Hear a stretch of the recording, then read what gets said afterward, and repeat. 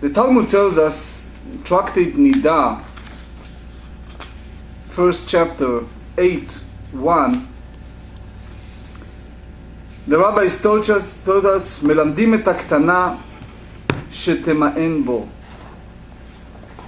We teach the minor that she should reject him. So just a little bit of foundation for those who just walk in. The Mishnah discuss the first Mishnah in the beginning of Tractate נידה discuss the case of situation of two brothers who marry two sisters whose father has died, and one of the sisters is an adult. By the Torah, it's a marriage that recognized, and the other minor whose marriage it's contracted by either mother or brother is an rabbinic institution. So just by the Torah, the way that the Torah describes it, it's only a father can give his minor daughter in marriage. The rabbis, on the contrary, instituted that the mother or brother of an orphan minor girl shall be empowered to marry her off, so that she will not be abused by someone who's a unscrupulous person. So it's not a legal marriage by the Torah, but it's a marriage. So in that sense, the husband of the adult sister died childless. So it's a basically issue which called yibum. It's an obligation upon the husband to marry the sister, the single sister. Now, the complication here is as follows. I try to make it simple. The brother who married his let's use a biblical example. We have in the Torah a situation that Judah, the son of Leah and Jacob, he has three sons. They said in Bereshit, in Genesis 38, that one son was named is Er, and then the second one is Onan, and the third one is Shelah. So these three sons grew up, and Er, the oldest son, married a beautiful girl named Tamar. What happened, he wanted to have her as a beautiful model, but not as a future wife that have children. And as a result, the Torah said that he discharged his seed inappropriately. It's like the Torah used the word "speeded on the ground" in a sense of doing it in the way that the Torah expecting. And therefore, it was an evil in the eye of the Lord, the Torah said, and God took away his life. Now, his brother, Onan, he has one brother, two brothers, but the one closest to him, brother Onan, has the obligation, to marry his sister. Let me use here my book Ruth Talk. I have here a very clear chart that try to describe it, so you can see the chart and you understand better. You see in this chart, you see Abraham, Isaac, Jacob, Judah, and their wives. And Judah have three sons. The oldest son, his name is Er, and Er married Tamar. Okay? Now, Er passed. The closest brother is Onan. Now, Onan, unfortunately, did not use his mitzvah of redeem his sister-in-law. What does that mean, mitzvah of redeem? The Torah said in the book of Deuteronomy that it's an obligation upon the single brother to have to marry and have children with the wife of the deceased, so the name of the deceased will be perpetuated. The Ramban, Nachmanides, said it clearly. Let me quote the word of Nachmanides. This is 38:8 in the book of Genesis. The son will be called, I translate from English, by the name of the deceased, to quote Rashi. That's Rashi said. However, in other words, in addition, he says, the brother-in-law is not obligated to call his son the name of his deceased brother. It states concerning Boaz, and I also acquire Ruth the Moabite, the wife of the deceased, as his wife, in order to establish the name of the deceased. So to make it simple, what Nachmanides speaks here, it's a situation that Onan, the brother of Er, the son of Yehuda, has basically issue.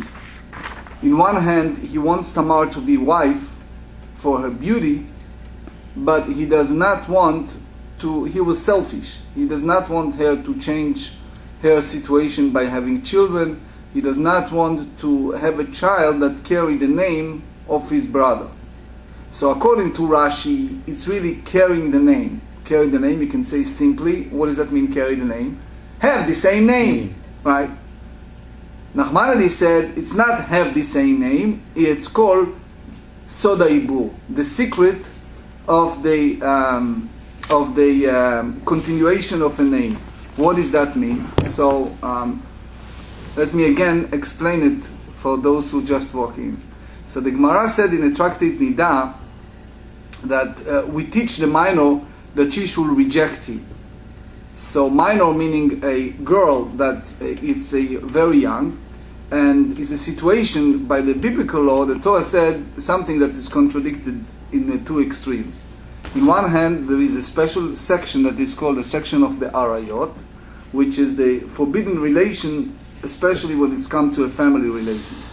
So, as an example, it's a prohibition against having relation with a sister-in-law, brother-in-law, and vice versa. And all this different form of incest, the Torah go at the specific details, not in one place, but more than one place, to express the prohibition, which basically is one of the 7 Noahide laws.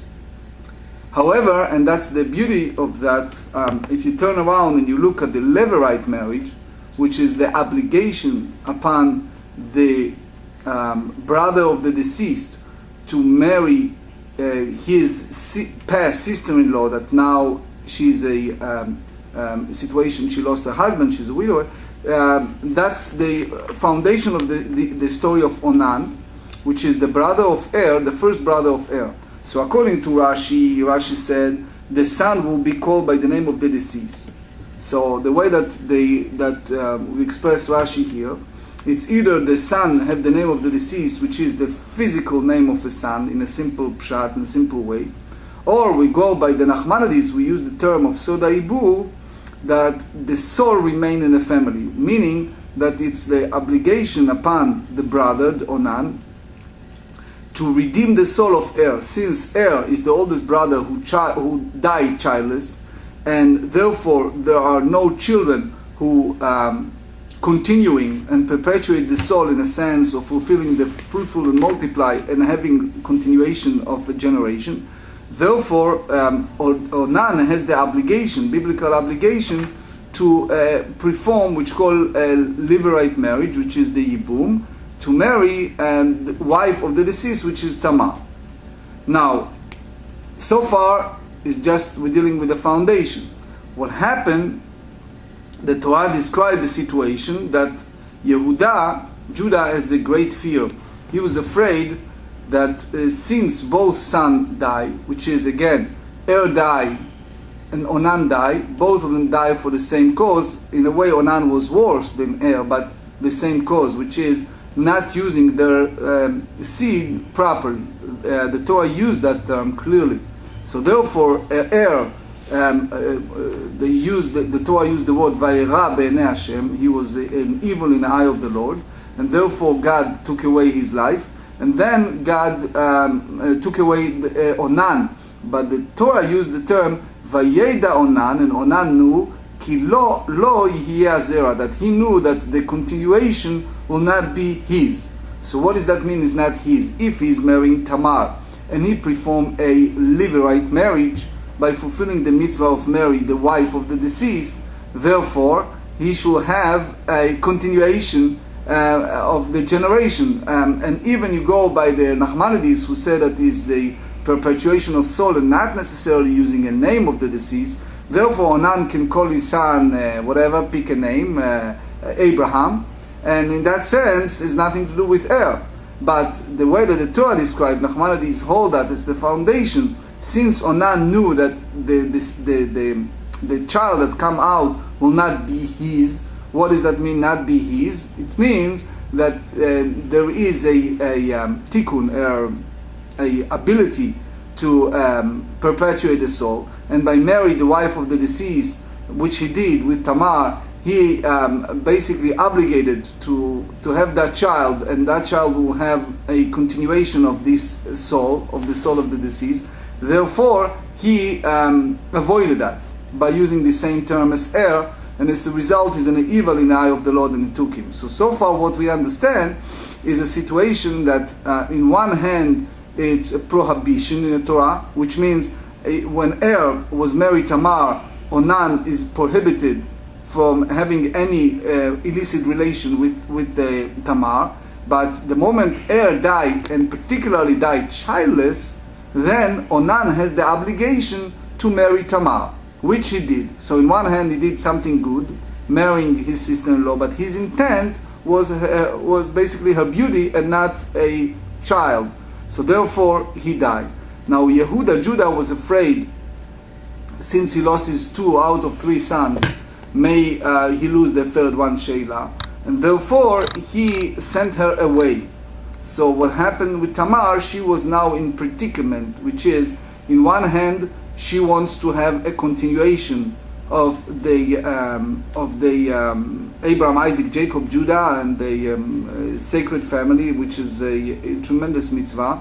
On the other hand, she was blocked because she was not able to have this formal of Levirate marriage by Mary, Sheila, since Yehuda gave her either the excuse that he is not ready or is young, or he sent her away. He basically was, in a way, rejecting her from having a marriage with his young son. In a sense, we may understand that Yehuda was afraid or superstitious or whatever it is. The situation was that she was in the limbo because in the way that the Torah described it, even it was before the giving the Torah, it's a mitzvah, it's an obligation upon the brother. And since there is a still brother available, therefore she should not go out of the system, out of the family. And if something like that need to be done, he needs to do a chalitza, which is the performance of taking off his shoes and release her. And by releasing her, then Tamar can go ahead and marry anyone she wants to outside of the family, with the assumption that the deceased has no continuation of the spark of their soul. So with that in mind, we go to what the Gemara tells us here. And the Gemara said, we teach the minor that she should reject him. So what does that mean, to teach the minor to reject him? That Rashi here explained it beautifully. I need a Hebrew. Okay, so let's look at the Hebrew text. And the Hebrew said as follows. I translated from Rashi here. Wait a second. Okay. מלמדים את הקטנה. בפרק בית שמאי ביבמות, in the second tractate, in the tractate Beit Shammai, in the tractate Yevamot, which is the tractate dealing with Levirate marriage, I translated my very best. Bet Achim Nesuim, 2 brothers that married, שתי אחיות יתומות, 2 sisters that basically are orphans. אחת גדולה ואחת קטנה. One is the old, one is young. מת בעלה של גדולה, if the husband of the oldest sisters passed away, ונמצא זקוקה ליבם, and she needs someone to redeem her, which means she needs to perform a Levirate marriage, בעלה קטנה, ונמצא זקוקה ליבם, בעלה קטנה, which means the husband of the youngest sister has the obligation to marry and to quote-unquote redeem the older sister. ודוחה זיקתה, zika, which means there is a concept we learn in the book of Ruth, that there is a closest relative that they have the obligation to take precedent first. In a sense, we read when Ruth approached Boaz, he said that he's either Ploni Almoni or Tov, a closest relative, that he has the obligation first to do it, and if he rejected that option and perform chalitza, or meaning that he refused to do it, then you can go further with the closest relative. So ודוחה זיקתה נישואי אחותה הקטנה והוסרתה עליו. So in that sense, it's a situation that if he go ahead and marry the older sister, why? He cannot stay with the youngest one. Why? שאין נישואי קטנה כלום. That because he married youngest one that doesn't have the da'at, doesn't have the full comprehension of understanding what marriage is all about, so he married a very young one. It's a big issue because the minute that the girl is below the age of marriage, then it's called אין נישואי קטנה כלום. We don't consider that as a full marriage. ואם יגרשן על הקטנה בגט, if he give a divorce paper to the youngest brother, שוב אינו יכול לגייס את הגדולה. He cannot perform a Levirate marriage with the older sister, שאחות גרושתו היא. The Torah put a list of a prohibition. One of them is a person in one hand has the obligation to redeem the sister-in-law if she died childless.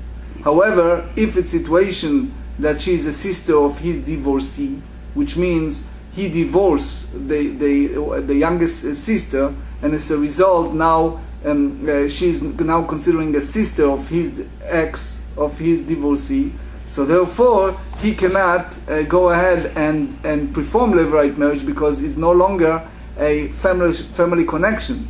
Right. Okay? They have an interesting explanation here. Okay. Where they basically say that the rabbis instituted that the mother or brother of an orphan minor girl shall be empowered to marry her. So there's no biblical basis for an orphan minor girl to be married off. It was instituted by the rabbis. So therefore they can say that so when it comes to a situation where the husband of the sister passes, the brother passes, then right. He's obligated to the Levirate marriage because the other marriage was not biblically allowed. Yes, but so the minor can actually reject him at that point as prior to her being old enough to. That's the opinion we just said. That train in a way. We teach the minor since she doesn't have a full comprehension and bada'at. She's not in a sense of fully comprehension the concept of marriage. So we teach her shetma'en bo, that she should reject him. Yeah, I think, and what they're saying here is because it's a rabbinical decree that he could marry the minor daughter, but the Levirate marriage is a biblical decree, so that takes precedence there. That's correct. Right. Yeah. Correct. So what Rashi ended here by saying is, "Ela melamdim et הקטנה שתמאן בו." We train the youngest to reject him. ומיעון עוקר נישואים הראשונים. So since she rejected him when she's young, okay, ומותר לייבם הגדולה. So now we can go ahead and perform a Levirate marriage with the oldest sister. And the Talmud go further and it said, ואמר רב יהודה אמר שמואל הלכה כרבי אליעזר. Rav Yehuda in his name of Rav Shmuel said הלכה follow Rabbi Eliezer in this manner. Okay.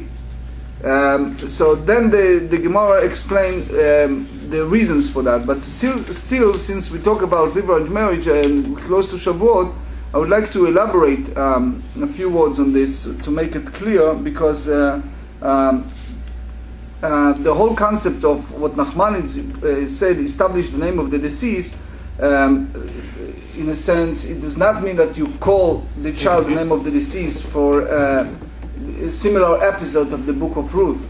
In a sense, the book of Ruth described the tragic events that occurred to the family of Elimelech, right? Whose descendants from Judah, and Elimelech and his wife Naomi have the two sons Machlon and Kilion, and they went down to Moab during the period of famine, and Elimelech died, and Kilion subsequently married the Moabite Orpah. while Machlon married Ruth, who was also Moabitess. So Machlon and Kilion died shortly afterwards, and Naomi returned to the land of Israel with Ruth, because Orpah separated from her, right? So after they reached the land of Israel, Naomi explained the mitzvah of Yibum to Ruth, and whereby a relative is obligated to marry the wife of the deceased, so the name of the deceased should not be erased. So in spite of being a young woman, Ruth agreed to marry Boaz, which was an old man, because he was a relative who was in a way suitable to accomplish the Yibum, undertaking normal marriage, carry out the in-laws. So the child born in the union, his name was Oved. So what is the idea? In one hand, you see the story of the daughter of Lot. The Torah tells us that the Lot separated himself from Abraham, and he went to Sodom and Gomorrah. And the Torah tells us that after the great destruction of Sodom and Gomorrah, Lot was in the cave, and in a sense he was alone with his daughter, and it was a notion, a sense of the daughter that there is no future in the world. They want to have a preservation of the world. So again, one hand you can say that this is much before the giving of the Torah and the obligation of Levirate marriage. It's not applicable. Furthermore, the Torah said all these mitzvot, in a sense of performing incest relation within the family, it's giving earlier as one of the 7 Noachai laws, but they felt that there is no future in the world. The world will destroy, and therefore they want to have a preservation. So in one hand, it was a violation of one of the 7 Noachai laws by having relation with the father, right? But on the other hand, they, in their mind, they preserve the world. But if you read carefully the text in Genesis, they tell us that they put Lot in a state of being drunk, and he wasn't clear of what's happening to him. And because he was such a drunk, he didn't know what's happening. But as far as the Torah said, Lot, in a way, at least with the first night, is free of guilt because he was drunk. It's a big question what happened with the second night, because he was drunk, but it's not clear. The Torah used the word velo yada, he didn't know, and in general when the Torah used the word yada, it's applied to a physical relations, and lo yada, he doesn't know, he wasn't aware of that. So in one hand, you read here something that makes sense, in a sense, if there's no future, there is something to continue. On the other hand, they violated one of the 7 Noachai laws, and later one of the laws of forbidden relation. In the story of Judah and Tamar, the way that the Torah described that she was in a limbo, and then she pretends to be a prostitute, and then she had relation with her father-in-law, it is a forbidden relations, but it's in a different frame of mind, because in one hand the Torah forbidden in several places sexual relation with the daughter-in-law. On the other hand, it's not a relation between father and daughter, is the relation between father-in-law and daughter-in-law. So number one, it was before the giving the Torah. Number two, Yehuda, it's equivalent to Lot because he doesn't know what's happening, the same way as Lot wasn't aware of what's happening, right?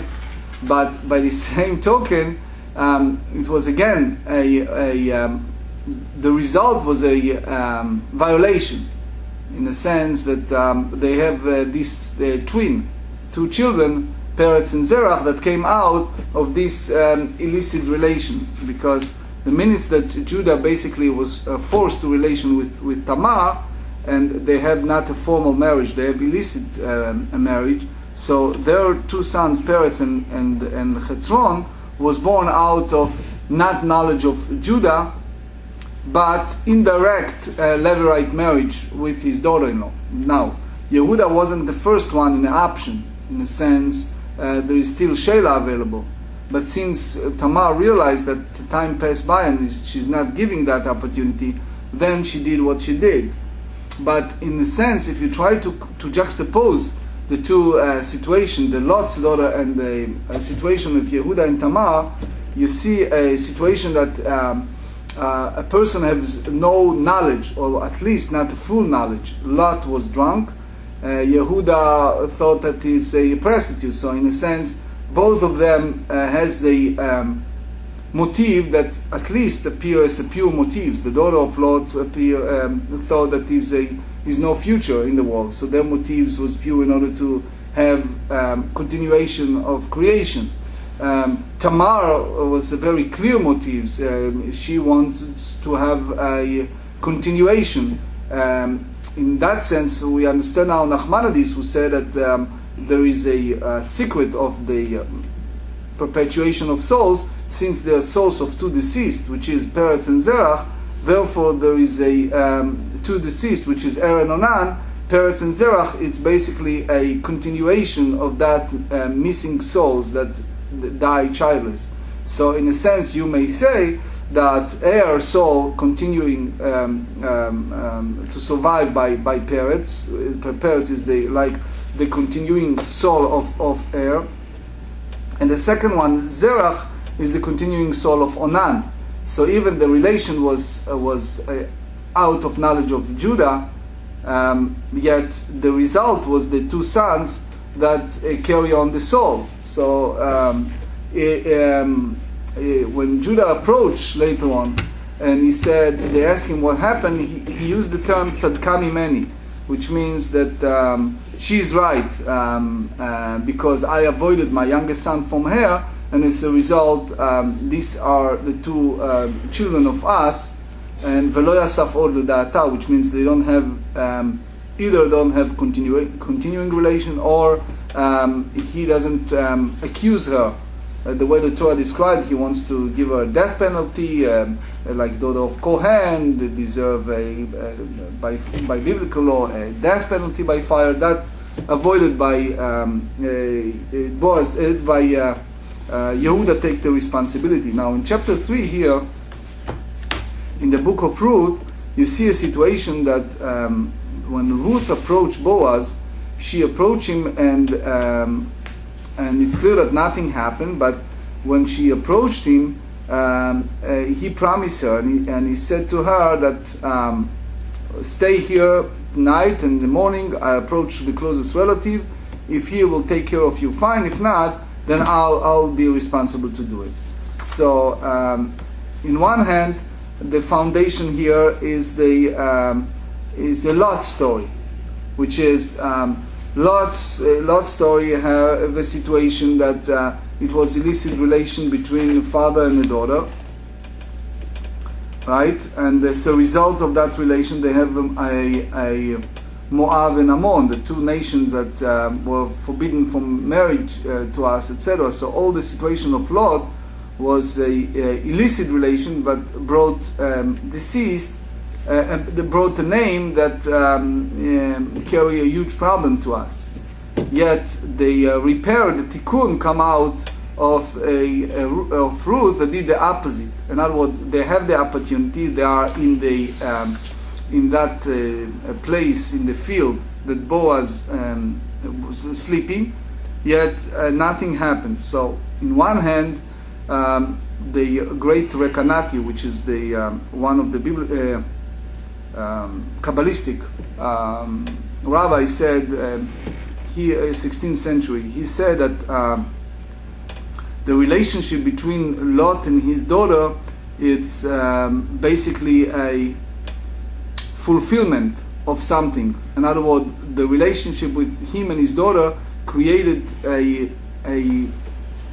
problem, because Lot separated himself from Abraham, and he have this relation with his daughter. However, he said by the same token, the word that we changed from the word me'ara and arema, explain it. What do I mean by that? So Rekanati explains that in the book of Genesis, they said that the daughter of Lot approached the father while they are in a cave. And the word cave in Hebrew, it's me'ara, which means they approached the father in the cave, while he was drunk, and they have forbidden relation with the father. So that's the word me'ara. If you read in chapter 3 in the book of Ruth, so the text used here, the Rekanati put it clearly, and he said, the text here, page 92 in the Art Scroll, but they use here, Vayochal Boaz vayesh, and Boaz ate and drank, Vayitav libo, and he's hard married, Vayavo lishkav biktzeh arema, and he went to the field that it's like a arema, it's a grain pile. Vatavo balat, and she came, so balat can be either silently, or you can say daughter of Lot, because the word are the same word. Vategal markelota vatishkav, and she uncovered his either feet or margelit, several meaning, but in simple way it's feet, and lay down. So in a sense, you see the playing with word, Rekanati said, because the daughter of Lot originally came to the place of the cave, which in Hebrew it's a me'ara. Now the descendants of Lot, which is Ruth, she came and she is doing the tikkun, and she came to a place called Arema, which is the, in simple way, is a grain pile, but if you change the letters, is the same letter as me'ara, which means that she basically used now the opportunity to do the tikkun of mistake that made by her great foremother and forefather. So basically she, meaning Ruth, she gave the Boaz the foundation to recognize that it's his responsibility. You cannot say wait for something above divine to make things happen. It's your obligation, it's your responsibility to do it, to redeem. So initially it looks like profanity, because again, she is coming to a field with a stranger. And you may ask a question, how come she's going there while there is a closest relative? Naomi know the family. Naomi sent Ruth to a place, so she should send it to a place that Tov or Ploni Almoni lives, which is the closest relative. And in that sense, she will be able to redeem the soul. Why she sent it to Boaz? So originally speaking, in the previous chapter, we said that Naomi told Ruth, you have no chance, go back. Which means she understands that since she came from Moabite, and she used the word Vanochi Nochriya, and you are foreigner, so for her to get a chance to come to the land of Israel, be part of the Jewish people, and have anything to do with the family of the deceased is close to impossible. So basically Naomi told her to go back, try to convince Ruth to go back. By the same token, you see a situation that it's not the closest relative, which means that in the situation of Yehuda, the closest relative was Sheila. In a situation of Ruth and Boaz, the closest relative was Ploni Almoni or Tov. So it was not the closest relative. Now, because Yehuda did not allow Tamar to marry his youngest son Sheila, so therefore he forced himself indirectly to a situation that he is the second in line in a sense of relatives. Boaz said to her, Gam im omnam goel anochi, that even though it is my obligation to redeem you. So in a sense, Levirate marriage redeems, at least in the text here, it's a voluntarily act. Yes, it's a mitzvah in the Torah, but since there's a lot of issues, number one, she convert. Number two, it's far. It's not the brother, the direct brothers. On the other hand, if you talk about redemption of soul and the mitzvah of doing that, so there is a closest relative. So he said, Gam omnam goel anochi, I have the opportunity to do it, but I wait for the first in came. So in other words, Ruth said to him, you should not say that it's something that God should do. It's your obligation, and you should take the responsibility.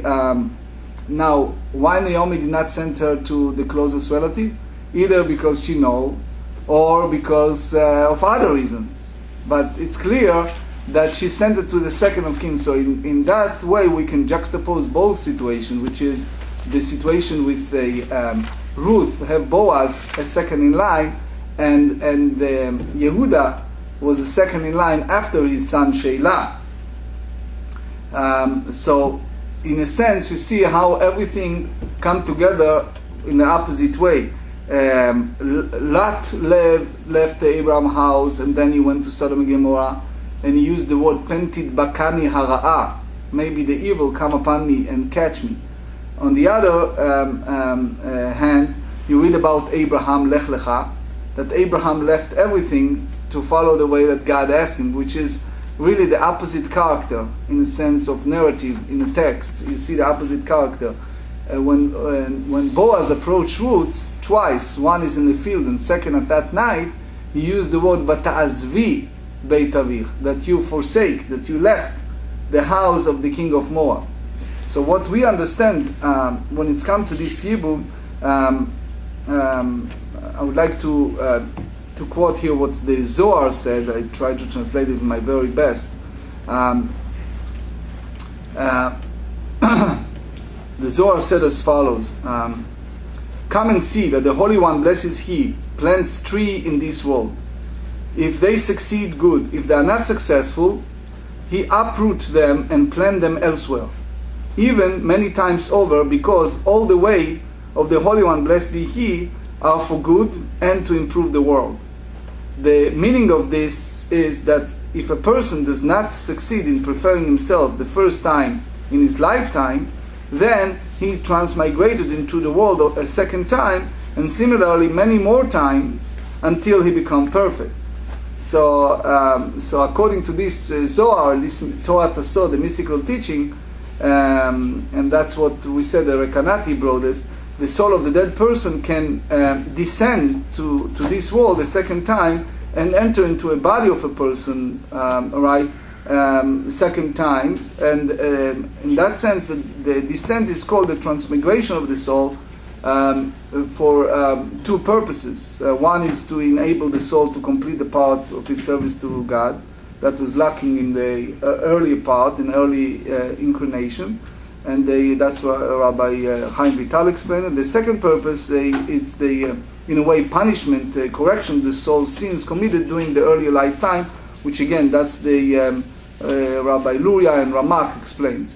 Back to the Gemara, but we just conclude that part, time is running out. So we said at Halacha that we should teach the minor to reject him, and that's basically the Halacha that Mishum Dekai Rabbi Lazar Kvartei, that from the proof that in the case that minor girl was not compelling, so he said that we teach her to reject her husband. So in a sense, if she's not ready, he has the opportunity to marry the next in kin, which is the sister. And I would like to conclude with what the Gemara said here, further, a few lines further. Ela mishum dekai Rabbi Yehuda ben Baba kvatei, Tanya Rabbi Yehuda ben Baba, or Rabbi Yehuda ben Baba teaches. Chamisha dvarim shema'anim et haktanot. There are in the court case that the minor reject the husband in his 5 different situations, which the Mishnah said in Yevamot. There is a Mishnah that deals with the 15 situations, but here's 5 of them to teach their rejection. Nigo shemasim ta'isha al pi yad echad, etc. That allow women to, when the husband is travel abroad, to remarry based on the one witness, etc. So instead of going further with this Gemara, because time is running out, I'd like just to pack it up and explain what we did this morning. So we basically dealt with the situation with the minor, K'tana, that she is too young of understanding, and therefore it's in our obligation to teach her to reject him. So in that sense, he can go ahead and marry the other sister. Also, we learned the foundation of the Levirate marriage, which is a two contradiction. In one hand, it's a mitzvah to marry. In one hand, is a prohibition. Is a prohibition against relation with the family. But by the same token, if it's a deceased that died child, which is turned to be a mitzvah to marry, and we explained the several situations in the Torah between Lot and his daughters, Yehuda and his son and daughter-in-law, and Boaz and Ruth, that it can turn around and be part of the tikkun. Thank you very much.